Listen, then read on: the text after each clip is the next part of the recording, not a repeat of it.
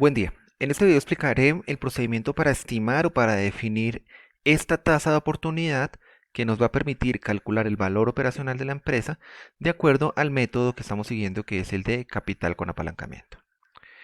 Em, para hacer el procedimiento, entonces abrir una nueva hoja. Lo que vale la pena decir aquí es que esta tasa de oportunidad entonces la vamos a asociar con el modelo de costo promedio ponderado del capital, que conocemos como el WACC.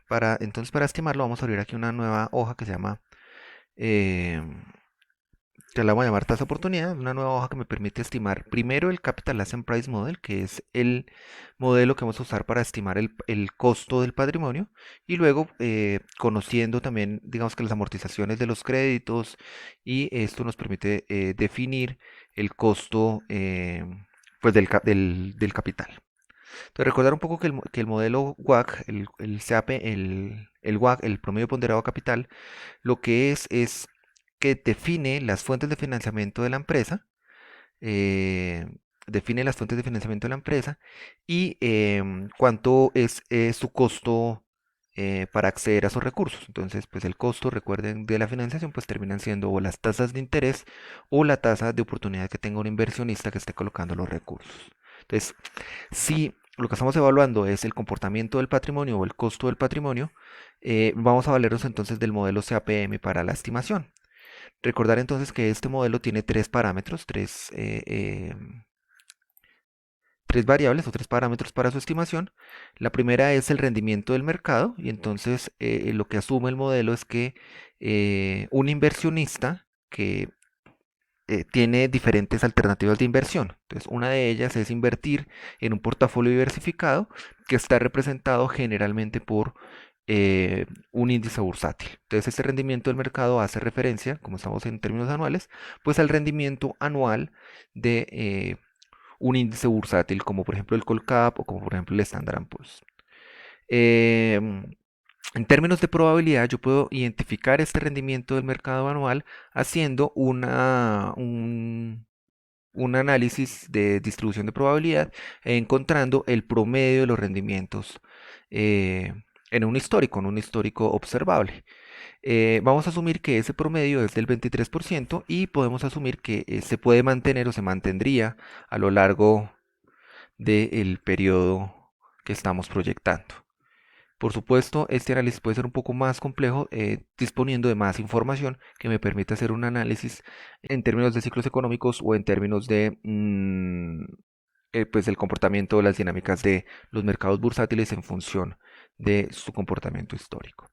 El segundo parámetro entonces es el rendimiento libre de riesgo. Entonces el CAPM una vez más considera una alternativa de inversión que tienen pues el inversionista, y es pues invertir en un activo libre de riesgo. Entonces el inversionista podría invertir en una cartera diversificada que sería el índice o replicar el índice bursátil y un índice o mejor un activo libre de riesgo.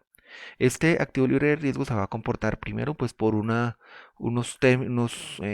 factores asociados a la inflación, porque la tasa de intervención de la banca central para la regulación de la inflación pues va a terminar afectando eh, pues todas las tasas, en particular aquellas de los activos menos riesgosos o activos que eh, tengan digamos que certeza del 100% que se van a pagar. Normalmente este activo libre de riesgo se considera como el T-bonds o el título del tesoro de los Estados Unidos emitido a 10 años. Es posible que si estamos haciendo un análisis para un entorno en un país particular, es posible utilizar, por ejemplo, el título emitido por un estado al interior del país. Y si estamos pensando, por ejemplo, en pequeñas y medianas empresas, pues seguramente tasas como el DTF van a ser, digamos que una buena aproximación de esos activos libres de riesgo. Al igual que el rendimiento del mercado en términos estadísticos, el valor esperado o el rendimiento esperado, pues tendré que modelarlo con funciones de distribución, y lo que vamos a asumir aquí es que el valor esperado o el promedio de los rendimientos históricos pues es de 5%. El siguiente parámetro es el beta, que es una relación de riesgo entre que compara mejor el rendimiento del mercado, una cartera diversificada y una empresa o un sector en particular. Entonces, aquí lo que vamos a pensar es que este beta es de 1.1 y lo que diríamos es que la empresa o el sector al que pertenece la empresa que estamos valorando tiene una relación de riesgo con respecto al mercado de 1.1. ¿Qué quiere decir eso? Que mientras el mercado sube o baja un 1%, por ejemplo, estaremos esperando que la empresa o los rendimientos diarios o anuales de la empresa, eh, insisto, en un mercado bursátil, sea de 1.1%. Por cada 1% que cambia el mercado, el beta, o mejor, el rendimiento de la empresa o del sector cambiaría a 1.1. Eso es lo que está significando el beta. Igual vamos a asumir que este beta se mantiene constante en el tiempo. Se mantiene constante en el tiempo y pues nos va a permitir luego estimar el CAPM. El problema con el beta es que casi siempre cuando logro estimar un beta a partir de la información histórica de precios, de acciones y de índices bursátiles en el mercado, este beta no considera la relación que hay de deuda con respecto a la empresa. Entonces aquí lo que pretendemos hacer es ajustar el beta observado en el mercado con las condiciones de endeudamiento o de apalancamiento que tiene la empresa. Para eso vamos a calcular un beta que llamamos un beta apalancado, que lo calculamos con esta relación. Tomamos el beta desapalancado, pues que es el que observo en el mercado o capturo desde el mercado, y lo multiplico por una relación 1 más, hay que tener cuidado aquí con los paréntesis, 1 más. Entonces, ¿qué voy a tener en cuenta? La deuda, que es pues, el pasivo del negocio de la empresa. Vamos a buscar aquí el valor del pasivo para el año que estoy estimando. Fíjese que lo que estoy diciendo es que, dado que los pasivos y el patrimonio van a cambiar a lo largo del tiempo, pues este beta apalancado también va a cambiar a lo largo del tiempo. Este pasivo pues tiene una ventaja que es lo que llamamos el escudo fiscal. Entonces por eso lo vamos a multiplicar por 1 menos la T, significa la tasa de impositiva que la habíamos definido en el 35%.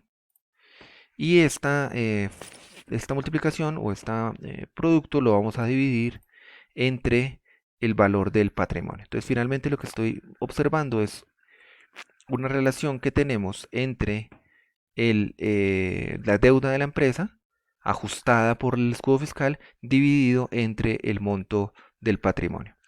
Eh, Tener en cuenta entonces los paréntesis adecuados, le damos enter y allí ya está nuestro beta apalancado. Entonces efectivamente como la empresa tiene un endeudamiento importante, cerca del 50%, eh, cerca del 50% del activo es endeudamiento, entonces por eso el beta tiene que aumentar, porque a la final lo que vamos a decir es una empresa que esté endeudada, o una empresa entre más endeudada esté, pues mayor riesgo va a presentar o va a percibir el mercado o va a percibir el inversionista. Y pues el inversionista al percibir más riesgo, pues va a demandar o va a pedir mayor rendimiento. Bien, aquí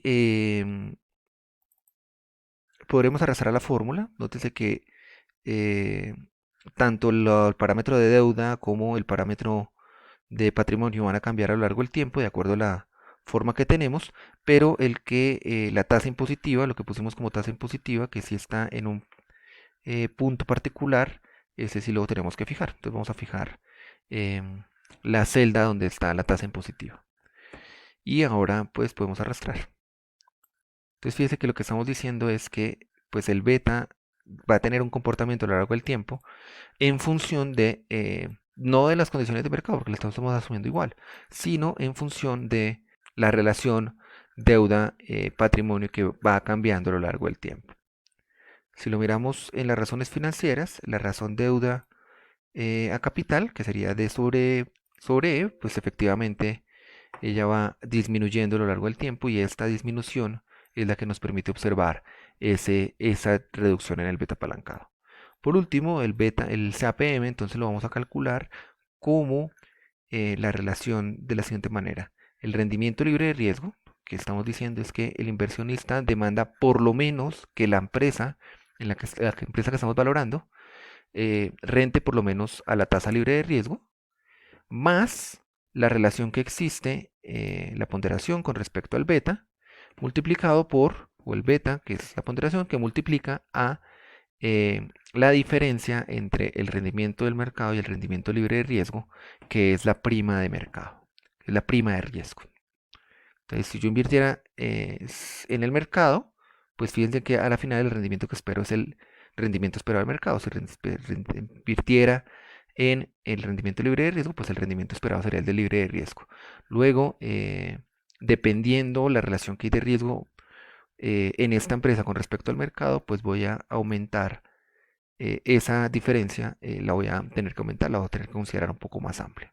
Esto es lo que está haciendo el beta. Esto lo configuramos para que se vea dentro de los parámetros y ya está. Este CAPM entonces va a ser considerado como el costo